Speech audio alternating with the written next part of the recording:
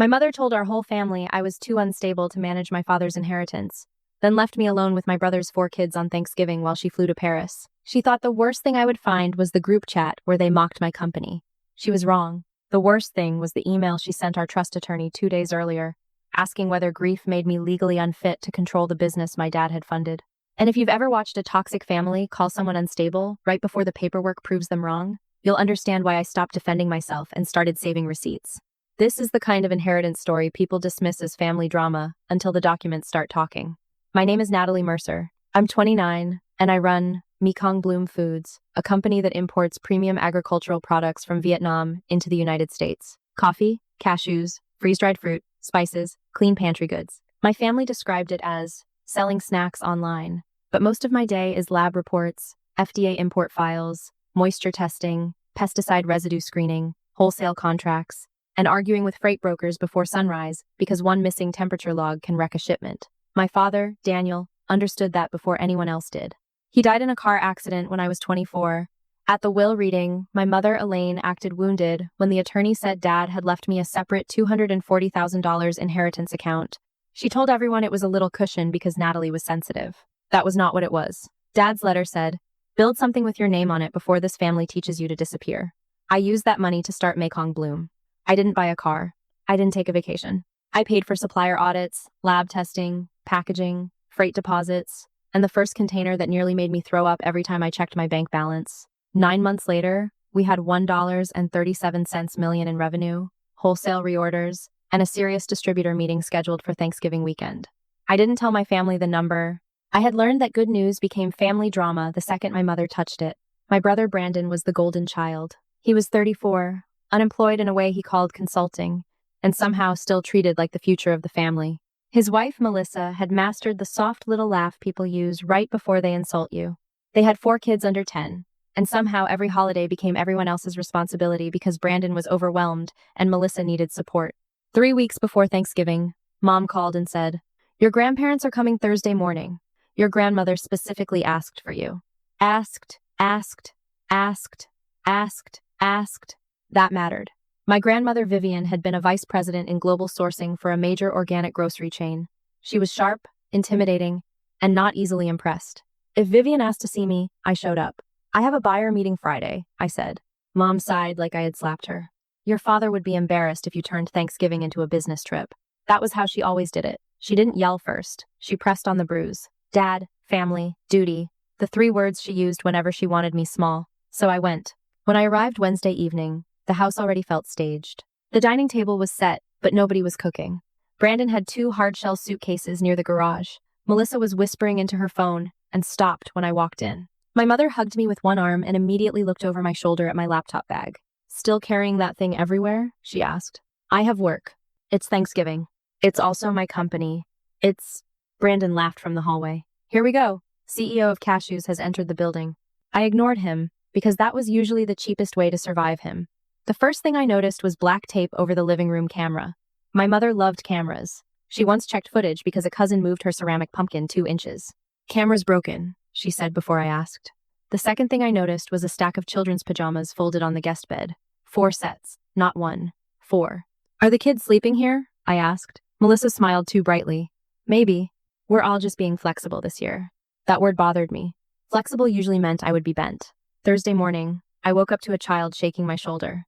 My nephew Leo was standing beside the guest bed, holding a cereal box. "Grandma said your breakfast," he said. I found a typed schedule on the kitchen counter. Not a casual list. A full schedule. Breakfast, screen time, lunch, nap, allergy notes, diaper bag, emergency contacts, bedtime routine. At the bottom, circled in red, was one sentence. "No work calls unless the kids are asleep." I called Mom immediately. She answered with airport noise behind her. "What is this?" "It's one day, Natalie." "Where are you?" "Don't start." "Mom," she exhaled. "You don't have a husband. You don't have children. This is how you finally learn real family responsibility." Then she hung up. I stood in her kitchen with a toddler crying into my shirt, 2 boys fighting over a tablet, and my niece drawing on my sample box of freeze-dried dragon fruit. My phone buzzed with a calendar reminder for my distributor prep call. I had not told Mom that call existed. That small detail bothered me more than the kids screaming. At 11:03, I locked myself in the laundry room for the call and balanced my laptop on the dryer. 10 minutes in, juice slid under the door and soaked my printed pricing sheet. One of the buyers paused and said, "Natalie, do you need to handle something?" I smiled like my life wasn't being turned into a babysitting trap. "No, I'm good." I wasn't. One child had flushed a plastic dinosaur. Another ripped open a bag of coffee samples and poured beans into a heating vent. My niece Lila walked into the laundry room during a question about supplier traceability and asked, "Aunt Nat, why did Daddy say your job is fake?" The buyer heard it. I know she did. Her face did not change, which somehow made it worse. I muted myself and said, "Ask your dad when he gets back." "From Paris?" I froze. "What did you say?" She shrugged. "Mommy said don't tell." At 1:18 p.m., my phone buzzed with a ring notification from my mother's doorbell camera. The broken camera was not broken. Only the living room camera had been covered. The clip showed Mom, Brandon, and Melissa leaving at 7:42 a.m. with suitcases. Brandon turned toward the doorbell and laughed. "Make sure Nat doesn't check the group chat until we land." I saved the video before my hands stopped shaking. I used Mom's laptop to find the pediatrician number because my nephew had a rash. Her family chat was open. The chat name was Paris Reset. Melissa had written, "At least she'll finally do something useful for this family." Brandon replied, "She thinks she's a CEO because she sells food from a poor country online." Then he added, "Maybe after this she'll stop pretending Dad's money made her special." Mom wrote, "Daniel spoiled her. I'm correcting what your father ruined." Below that was a screenshot of my private calendar, with my Friday distributor meeting highlighted. For a second, the house went quiet in the way a house does when you realize someone has been inside your life without permission. I checked account settings. My old college email was still connected to a family iPad Mom had kept for photos. Calendar previews, cloud folders, even old document alerts had been syncing to her device. She had watched my schedule long enough to choose the weekend that would hurt my company most. Then I found an email draft addressed to Mr. Sandoval, the family trust attorney. Subject: Natalie's emotional competence. Mom had written, "Since Daniel's death, Natalie has become fixated on turning his inheritance into a questionable import business. She is secretive, reactive, and unstable around money. Before any future trust decisions, I think the family should consider whether she is capable of managing assets responsibly." Attached was a screenshot of my calendar. Under it, Brandon had forwarded a note to Mom that said, "If Dad's money built that company, maybe the trust should own part of it before she burns through everything." That was the first time I understood this was not just toxic family behavior. It was a paper trail. They were not trying to ruin my holiday. They were trying to build a story where Dad's gift was proof I needed supervision. If you're here for inheritance revenge stories where the quiet person finally has receipts, this is the part you should remember. Because that email was not the document that scared my mother the most. My father had already predicted what she would do. The doorbell rang at 4:30. My grandparents stood there with a pie, a bottle of wine, and the expression of people who had been told a different story. Vivian looked at the destroyed living room. "Elaine said dinner was at 6. She's in Paris," I said. Harold stared at me. "What?" I showed them the ring clip, then the group chat, then the email draft. Vivian walked to the living room camera, peeled off the black tape, and held it between two fingers like evidence. "She didn't want us seeing what she left you with," she said. I almost cried then, not because she was kind, but because she didn't ask if I was exaggerating. For years, my mother had made every reaction of mine sound like a symptom. If I was quiet, I was cold. If I defended myself, I was unstable. If I asked about Dad's estate, I was greedy. Vivian looked at the proof and skipped straight to the facts. My Friday distributor meeting was still happening, so I cleaned the table, changed my shirt, and took the call with 4 kids eating pizza in the next room. Vivian sat quietly near the kitchen island. The distributor asked about aflatoxin screening, water activity, supplier traceability, and whether I could deliver 40,000 units by January without losing batch control. I pulled up lab reports, import timelines, and our reorder data. I explained that our cashew supplier had upgraded moisture controls after our first audit, and that our freeze-dried fruit line had already passed third-party testing for the regional buyer's shelf life requirements. For 22 minutes, I stopped being the trapped daughter and became the person I had built in secret. When I hung up, Vivian said, "Show me your deck." "Grandma, I'm not asking for family money." "I didn't say you were." I said, "Show me your deck." So I did. Revenue, margins, buyer, pipeline, compliance files, supplier, audits, bank, statements. The $240,000 inheritance from Dad, tracked down to testing, packaging, freight deposits, and inventory. I showed her where I had made mistakes too. One late shipment, one packaging run I had to scrap, one supplier I dropped because their pesticide records were sloppy. Vivian reviewed everything with the kind of silence that made people confess in boardrooms. Finally, she said, "They didn't think your company was small. They needed everyone else to think it was small." Harold asked, "Do you have Daniel's letter?" "In my apartment safe." Vivian nodded slowly. "Then you need to see what he left here." In Dad's old office, Mom had always told me the lower desk drawer was jammed and empty. She kept a plant in front of it, like even furniture could be trained to avoid questions. Vivian moved the plant, took a brass key from her purse, and opened the drawer on the first try. "Your father gave me this after he updated his estate memo," she said. "He told me to use it if Elaine ever started calling you unstable about money." Inside was a sealed folder with my name on it, a trust memo, copies of emails, and a flash drive. It felt like a secret will, even though it wasn't technically one. It was something more personal. A warning. The video on the flash drive showed Dad sitting at that desk, wearing the gray sweater he wore when he paid bills. "If you're watching this," he said, "Elaine has probably made my gift to you sound selfish or unsafe. It wasn't. I gave Brandon years of chances. I gave your mother security. I gave you seed capital because you build things. Don't let them rename that as greed." Vivian covered her mouth. Then Dad said, "Elaine watches before she accuses. If she claims Natalie is confused, unstable, or secretive, check the devices, the calendar access, and the trust communications." My mother had not started this on Thanksgiving. She had been rehearsing it for years. Vivian called Mr. Sandoval that night. Harold called 2 relatives on the trust advisory committee. Vivian also called Marjorie Kent, a former colleague who now advised a family office investing in consumer goods. I spent most of the night printing documents while the kids slept under blankets in the living room. Ring footage, screenshots, calendar, access, logs, chat messages, the email draft, Dad's memo, business records, bank statements. Every page felt like one brick removed from the wall my mother had built around me. By Saturday morning, my mother was calling nonstop from the airport. "Natalie," she said when I finally answered, "your grandmother says you're upset." "I'm documented," I said. She lowered her voice. "Do not embarrass this family because you had to babysit. People already worry that you get dramatic when inheritance comes up." "There it is," I said. "What?" "The word you needed everyone to remember before the meeting." She went silent. Then she said, "Your father's money did not make you better than us." "No," I said, "but it made me independent of you." I hung up before she could turn that into another diagnosis. The family trust meeting happened Saturday afternoon in my grandparents' dining room. It had the stiff, frozen feeling of a will reading, except nobody was dead.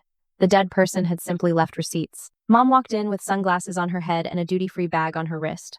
Brandon looked irritated. Melissa kept saying the kids were traumatized, which was rich considering she had left them with me and a typed schedule like they were luggage. Around the table sat Vivian, Harold, Mr. Sandoval, Marjorie Kent, 2 trust committee relatives, my cousin Rachel, Uncle Paul, and Aunt Denise. Mom had apparently called them earlier to support her, which meant she had invited her own audience. Mom saw the document stacks and gave everyone a sad smile. "This is what I was afraid of," she said. "Natalie turns every disagreement into an inheritance story." Brandon leaned back. "You babysat for 2 days. You're acting like this is some stolen inheritance thing." I looked at him. "You tried to make Dad's inheritance look like evidence that I was unstable." He smirked. "You hear yourself, right?" Mr. Sandoval dimmed the lights and played the ring clip. The room watched my mother, brother, and sister-in-law leave with suitcases before sunrise. Then he showed the Paris flight confirmations. Then the childcare sheet with my distributor call time written in the corner in Mom's handwriting. My cousin Rachel looked at Elaine. "You told us," Natalie offered. Mom said, "She twists things when she's hurt." Mr. Sandoval opened the group chat. When Brandon's line appeared on the screen, "She sells food from a poor country online," Uncle Paul said. "Brandon, what the hell?" Brandon's face reddened. "It was a joke," Vivian said. "A joke usually has a funny part." Melissa tried to save him. "We were stressed. 4 kids is a lot. Natalie has freedom we don't have." Marjorie looked at her. "So you left the children with her without consent and flew internationally?" Melissa stopped talking. Then Marjorie stood. She was calm, elegant, and completely unimpressed by my family's panic. "I reviewed Mekong Bloom Foods," she said. "This is not a hobby. It's a functioning import and consumer goods company with real revenue, clean documentation, and stronger compliance discipline than many larger brands. The $1.37 million revenue figure is supported by bank records and contracts." Mom laughed once, too loudly. "Natalie has always been good at making things look polished." I opened the business bank dashboard, signed wholesale agreements, lab invoices, freight records, and distributor emails. "You can call me dramatic," I said. "You can't call the deposits imaginary." The relatives who had come in pitying my mother stopped looking at me like a problem. Then Mr. Sandoval opened Mom's email draft about my emotional competence. Rachel read the subject line out loud. "Natalie's emotional competence?" Mom snapped. "That was private." "So was my calendar," I said. Mr. Sandoval showed the device logs. My old email connected to Mom's iPad. Calendar previews opened from her house. Cloud documents accessed the night before she called me. My investor folder previewed 2 hours before Brandon made his CEO joke in the chat. Dad's video played last. His voice filled the room. Elaine watches before she accuses. My mother stood up. He was angry when he made that. Harold said. He was careful. Dad continued. If they call this family drama, ask who benefits from making Natalie look unreliable. Nobody moved. I looked at my mother and said, you didn't think I was unstable. You needed me to look unstable before anyone found out Dad was right about me. She whispered. He loved you like I was invisible. That was the closest she ever came to telling the truth. For 1 second, I almost felt sorry for her. Then I remembered the kids, the tape, the email, the years she spent turning my father's faith in me into proof that I was greedy. Brandon tried one more time. Okay, Mom handled it badly. But Dad's money built that company, right? So shouldn't the family trust have some oversight? That was the sentence that ruined him more than any screenshot. Mr. Sandoval opened Brandon's forwarded note, the one about the trust-owning part of my business before I burned through everything. Then he opened Dad's estate memo. Daniel specifically classified Natalie's inheritance as separate property and seed capital outside Elaine's control and outside Brandon's beneficiary interest, he said. There is no trust claim to Mekong Bloom Foods. Vivian looked at Brandon. You weren't worried about her. You wanted a piece. Brandon stared at the table. Mr. Sandoval explained the trust without turning it into a courtroom. The Mercer family trust was discretionary.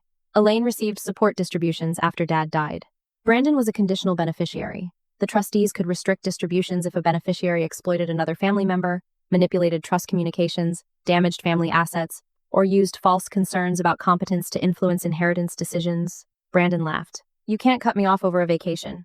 Vivian slid the childcare sheet forward.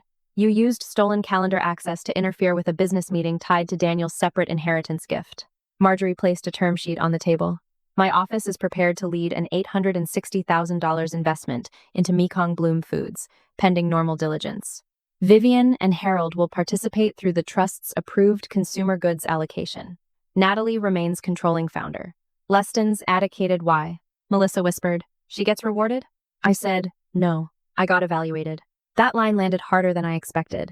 Mr. Sandoval announced the trust changes. Elaine's annual support distribution would be reduced by 65% pending further review.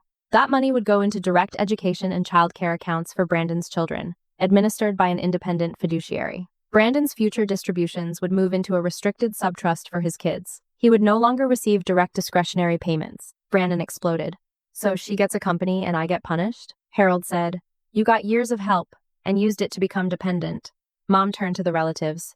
You're letting her punish me because Daniel favored her. Vivian's voice went cold. No, Elaine, we're doing this because Daniel left receipts. And that was the moment I understood why people subscribe to stories like this. Not because the loudest person wins, because sometimes the person everyone called dramatic is the only one who kept the proof. The aftermath was not clean. Brandon sent texts calling me a thief, then asking me to talk Vivian down. Melissa posted about family betrayal and deleted it after Rachel commented. Was that before or after Paris? Mom left a voicemail saying I had destroyed Thanksgiving. The next one said she only tracked my calendar because she was scared I would fail. I did not answer. The investment took 7 weeks to close. It was not a fairy tale.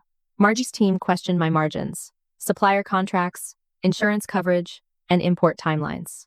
We found 1 week freight clause and fixed it. We tightened 2 supplier agreements. By the time the money came in, Mekong Bloom was stronger than it had been before the meeting. The trust changes held. Brandon had to get a real job within 3 months because the direct deposits stopped. Melissa sent one message, saying the kids missed me. I told her I would see them when visits were arranged through grandma, not through guilt. My mother sent a letter in the mail, handwritten, saying a daughter should not enjoy watching her mother be humiliated. I wrote one sentence back. I didn't enjoy it. I documented it. 2 weeks after the meeting, Rachel sent me screenshots from a separate cousin chat. Mom had told everyone I had ambushed her with edited videos and fake business numbers. Rachel replied with one screenshot from the device logs and wrote, then explain why her calendar was on your iPad. Nobody answered after that. That was the strangest part. I had spent years thinking I needed a perfect speech to make people understand me. I didn't. I needed timestamps. I needed records. I needed one person in the room willing to ask why the mother who called me unstable had been secretly watching me for months. The distributor deal closed before Christmas. Not because everyone suddenly believed in me, but because the company could stand without my family's opinion holding it up. When the first purchase order came through, I almost called my mother out of habit. Then I called Vivian instead. Then I changed every password, removed every old device, closed the shared family cloud, and hired outside bookkeeping. The quiet after that felt strange. No one called 10 minutes before a buyer meeting. No one knew my schedule before I did. No one used concern like a leash. Vivian mailed me Dad's brass key a month later. Her note said, "Keep it. Not because you need that drawer again. Because he knew you would need proof you were not imagining things. I keep it on my desk beside our first bag of Vietnamese coffee.